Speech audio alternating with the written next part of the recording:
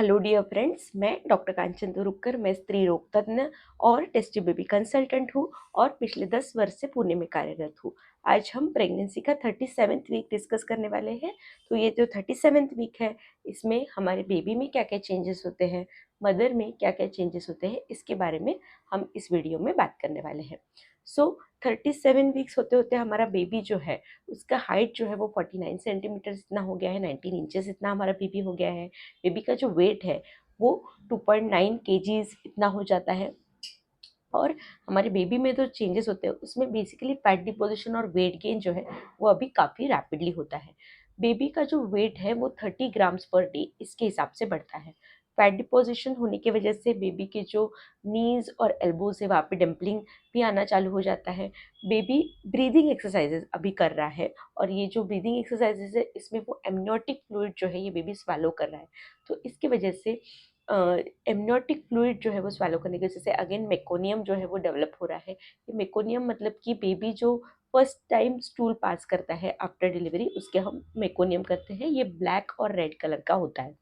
सो इसके अलावा बेबी के बाकी के जो ऑर्गन्स है वो पूरी तरीके से मैच्योर हो गए। तो 37 वीक्स में अगर हमारा बेबी डिलीवर होता भी है तो ये फुल टर्म बेबी होने वाला है। उसको एनआईसीयू स्टे या फिर रेस्पिरेटरी प्रॉब्लम या और कोई प्रॉब्लम्स जो है वो कम से कम रहेंगे। बेबी का वेट भी हमारे अच्छा रहेगा क्योंकि 37 वीक्स कंप्लीट होते होते हमारा बेबी जो है वो फुल टर्म होता है।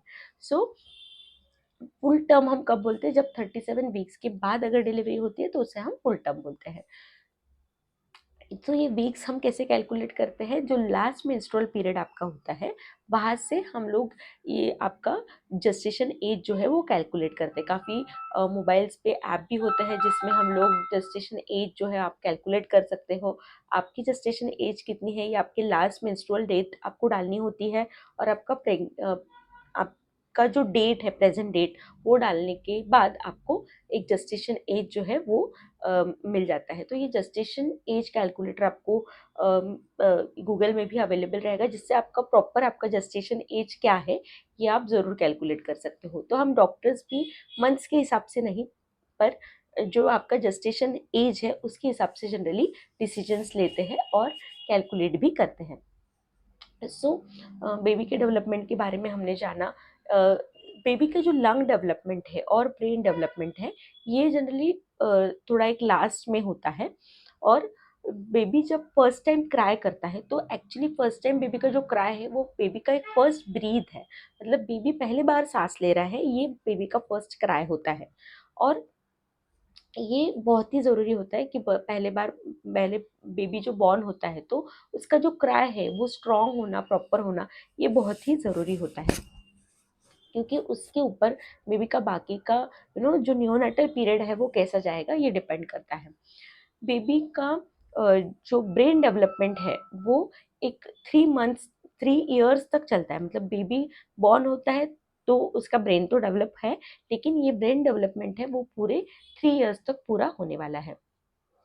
इसके अलावा बेबी का जो भी मूवमेंट्स है वो एक जगह पे ही अभी फील होना चालू होता है मदर्स को। ऐसा क्यों है? क्योंकि लाइकर जो है वो कम हो रहा है। ये लाइकर क्यों कम हो रहा है? ये लाइकर इसलिए कम हो रहा है क्योंकि बेबी का जो स्किन है वो काफ़ी अभी मैच्योर्ड हो गया है। बेबी का प्लेसेंटा भी मैच्योर्ड हो गया है और ये प्लेसेंटा मैच्योर होने की वजह से अभी जो फ्लूइड है बेबी के आजू बाजू में वो पानी जिसे हम बोलते हैं वो अभी कम हो रहा है। इसके अलावा अभी जानेंगे कि मदर्स में क्या क्या चेंजेस होते हैं। सो मदर्स में जो वेट है वो अराउंड 13 केजीज तक वेट गेन अभी तक के हो गया है। जो भी थोड़ा सा आपको ब्रेथलेसनेस लग रहा था, शॉर्टनेस ऑफ ब्रेथ लग रहा था, बट बैठने उठने में तकलीफ हो रही थी, तो ये सारी चीज़ें की तकलीफें थोड़ी कम हो जाती है। इसको हम लाइटनिंग ऐसा बोलते हैं। लाइटनिंग मतलब कि जो हेड है वो अभी पेल्विक ब्रीम में अंदर चला गया है। तो ये हेड जो पेल्विक ब्रीम के अंदर चला गया है इसको हम एंगेजमेंट बोलते हैं या फिर लाइटनिंग ऐसा बोलते हैं। ये क्यों हो रहा है?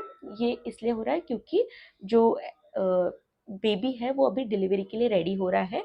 तो बेबी जो है वो अंदर बर्थ कैनाल में जा रहा है तो इसकी वजह से ये लाइटनिंग इफेक्ट जो है वो आपको आता है। इसके अलावा जो भी चेंजेस है उसमें बैक पेन रह सकता है, थोड़ा प्यूबिक पेन रह सकता है। मतलब कि पेट के आगे के हिस्से में आपको थोड़ा पेन रह सकता है। थोड़ा सा म्यूकस डिस्चार्ज जैसा रह सकता है वजाइना से। ये म्यूकस डिस्चार्ज जो है वो ब्लड टिंच भी रह सकता है कभी कभी। तो ये म्यूकस डिस्चार्ज है, इसको हम शो कहते हैं। ये शो क्यों होता है? तो सर्विक्स डायलिटेशन जो है वो उसकी तैयारी अभी चालू हो गई है। मतलब जो गर्भाशय का मुंह होता है उसको हम सर्विक्स कहते हैं। तो जैसे डिलीवरी आपका स्टार्ट होगा तो ये गर्भाशय का मुंह जो है वो ओपन होना चालू हो जाता है। तो ये ओपन होने का जो स्टार्टिंग पीरियड है इसको हम इसमें शो पहले चालू होता है। तो ये एक आपके डिलीवरी का स्टार्टिंग पीरियड है ऐसा बोल सकते हैं। तो जब भी आपको ऐसे म्यूकस प्लग जैसा दिखाई दे जो ब्लड टिंज्ड हो तो आप घबराइए नहीं, ये आपका नॉर्मल डिलीवरी के लिए आपका बॉडी जो है वो रेडी हो रहा है। इसके अलावा क्या क्या वार्निंग साइन सिम्टम्स है इसके बारे में भी आपने अवेयर होना चाहिए।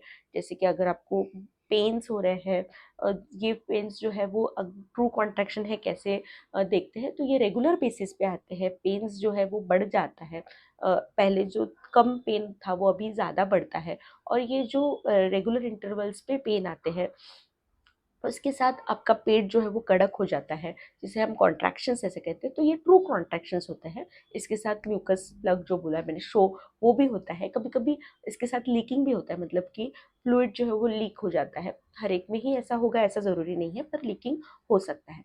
तो इसे हम ट्रू पेन्स ऐसा कह सकते हैं। इसके अलावा जो भी सिम्टम्स है, वार्निंग सिम्टम्स होते हैं वो होते हैं हेडेक। अगर है आपको ब्लरिंग ऑफ विजन है, कुछ ब्लीडिंग है, तो ये थोड़ी सी चिंता की चीज़ें होती है जिसके लिए आपको जल्दी आपके डॉक्टर के पास दिखाना चाहिए।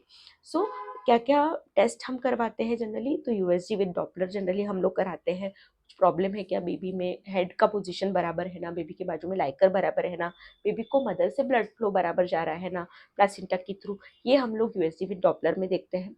इसके अलावा हम लोग एक एनएसटी नॉन स्ट्रेस टेस्ट भी करते हैं। नॉन स्ट्रेस टेस्ट में हम लोग बेबी का जो हार्ट बीट है वो बराबर बेबी के हार्ट के मूवमेंट, बेबी के मूवमेंट के साथ बेबी का हार्ट बीट बढ़ रहा है कि नहीं, ये हम देखते हैं, जिसे हम एक्सेलरेशन ऐसा कहते हैं। सो एक्सेलरेशन है कि नहीं, डिसलरेशन तो नहीं है ना, ये सारी चीज़ें हम एनएसटी में देखते हैं। अगर एनएसटी हमारा प्रॉपर है तो हम और वेट कर सकते हैं 38, 39, 40 वीक्स तक, आपकी एक्सपेक्टेड डेट ऑफ डिलीवरी तक भी आप, अगर कुछ प्रॉब्लम नहीं है तो आप वेट कर सकते हो नेचुरली आपको पेन्स आने का। अगर 40 वीक्स तक के आपको पेन्स नहीं आता है तो हम लोग जनरली इंड्यूस करते हैं लेबर को, जिसको हम इंडक्शन ऑफ लेबर कहते हैं।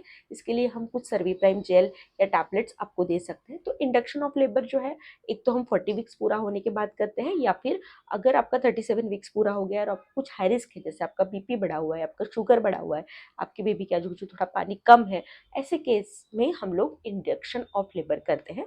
सो इंडक्शन ऑफ लेबर के बारे में आपके डॉक्टर से आपने ज़रूर डिस्कस करना चाहिए। इसके अलावा पेनलेस डिलीवरी, वाटर डिलीवरी, ये क्या होता है, इसके बारे में भी आपने डॉक्टर से डिस्कस करना चाहिए। पेल्विक मसल स्ट्रेंथनिंग एक्सरसाइजेस भी आपने करना चाहिए, जिसमें स्क्वाटिंग होता है, बर्थ बॉल होता है। ये सारी चीज़ें जो है वो आपके पेरिनियम के मसल्स को, पेल्विक के मसल्स को स्ट्रॉन्ग करेगी। केगल्स एक्सरसाइज है, केगल्स एक्सरसाइज में आपको आपकी जो पेरिनियल मसल्स है उनको कॉन्ट्रैक्ट करके रिलैक्स करना होता है। तो ये केगल्स एक्सरसाइज जो है वो भी आपको काफ़ी मदद कर सकती है। स्क्वेटिंग पोजीशन, डक वॉक, ये सारी जो चीज़ें हैं वो नॉर्मल डिलीवरी के लिए आपको काफ़ी मदद कर सकती है। आपको इसके लिए आपके डॉक्टर से आपने ज़रूर सलाह लेनी कि क्या ये एक्सरसाइज हम कर सकते हैं। सो ये एक्सरसाइज जो है वो पेरिनियल मसल्स के स्ट्रेंथ को बढ़ाता है और आपको बेबी को भी नीचे पुश करने में मदद करता है। Squatting position, cat cow position, ये सारी चीज़ें जो है, इन्वर्स होना, तो ये सारी चीज़ें जो है वो आपके बेबी को नीचे पुश करने में आपको मदद करती है और नॉर्मल डिलीवरी के लिए आपको मदद करती हैं। ऑफकोर्स ये चीज़ें आपको आपके जो भी गायनेकोलॉजिस्ट है उनको पूछ के सलाह लेके ये चीज़ें करनी है।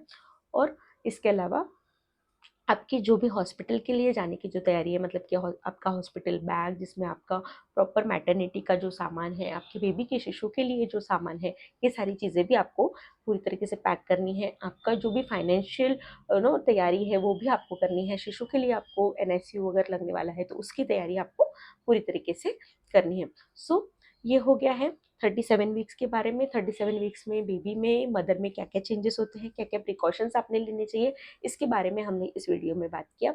आई होप ये वीडियो आपको इन्फॉर्मेटिव लगा हो। ऐसे ही हम pregnancy related, fertility related videos आपके लिए लेके आते रहेंगे।